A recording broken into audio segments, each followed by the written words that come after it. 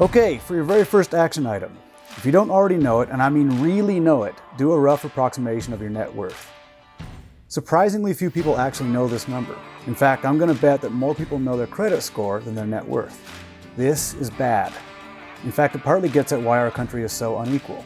Your credit potential as a mindless consumer is prioritized over your wealth as a free individual. Knowing your net worth is critical to helping you manage your way to financial freedom. They say you can't manage what you don't measure, and running a net worth assessment is a great tool for giving you a scorecard to work from. Think of it as the opposite of a weight loss program. You are actually trying to gain financial weight through time based on your habits. Instead of a bathroom scale, your net worth is your way to measure your progress.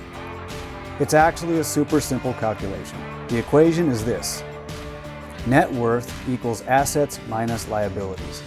It may sound weird, but literally every tangible element of your life can and should be put into one category or another, asset or liability, no exceptions.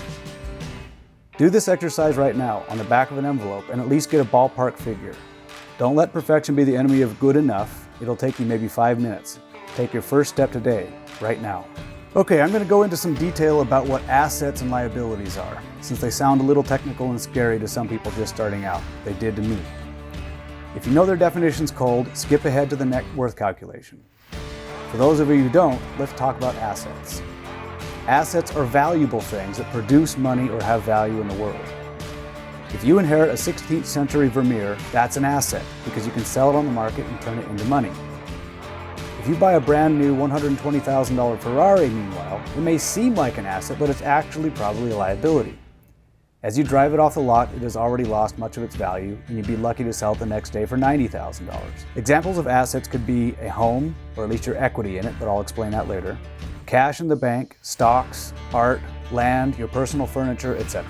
Remember, I said tangible assets. Your most important assets, of course, are your time, your mind, and your human connections. But it's impossible to put a number on those, so we leave them out for now.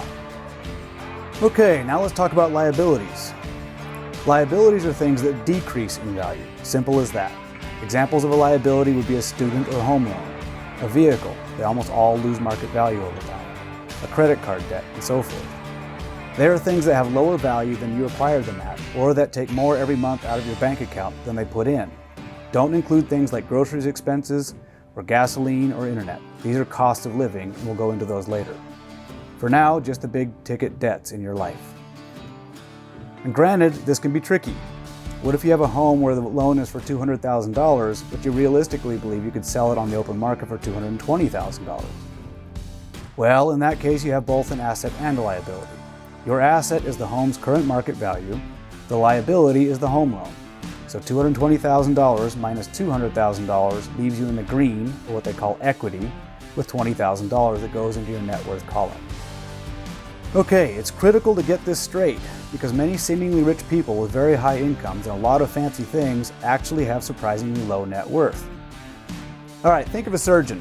She makes $400,000 a year, lives in a $1.8 million home, drives an $80,000 Land Rover. These might look like the trappings of success, but in fact, they may be shielding the fact that her net worth is quite low. She likely owes something like $1.7 million on her home, has student loans approaching $500,000 or more, and the Land Rover might be on an $800 a month car loan. Having stuff, no matter how shiny and expensive looking, does not directly equate to high net worth. Don't get suckered by appearances. So, back to net worth. Net worth is found by taking your total assets, subtracting your total liabilities, and what's left, even if it's negative, is your net worth. So let's run an example. Say you're a recent college grad. You have $20,000 in student debt, a car your parents gave you worth $8,000, and all your stuff, like iPads, couch, dishes, and so forth, is worth maybe $2,000 if you sold them on Facebook Marketplace. What's your net worth? Well, it's minus $10,000. Your assets, $8,000 car plus $2,000 worth of stuff, is $10,000. Minus your liabilities, a $20,000 loan, leaves you $10,000 in the hole. But don't freak out. Almost everyone starts out this way, and frankly, starting this way gives you an advantage over quote-unquote luckier people who inherit a great deal more. Don't worry, net worth changes very rapidly once incremental habits are formed. So be sure to check out the next episode coming up. We'll be talking about cost of living. Thanks for your time.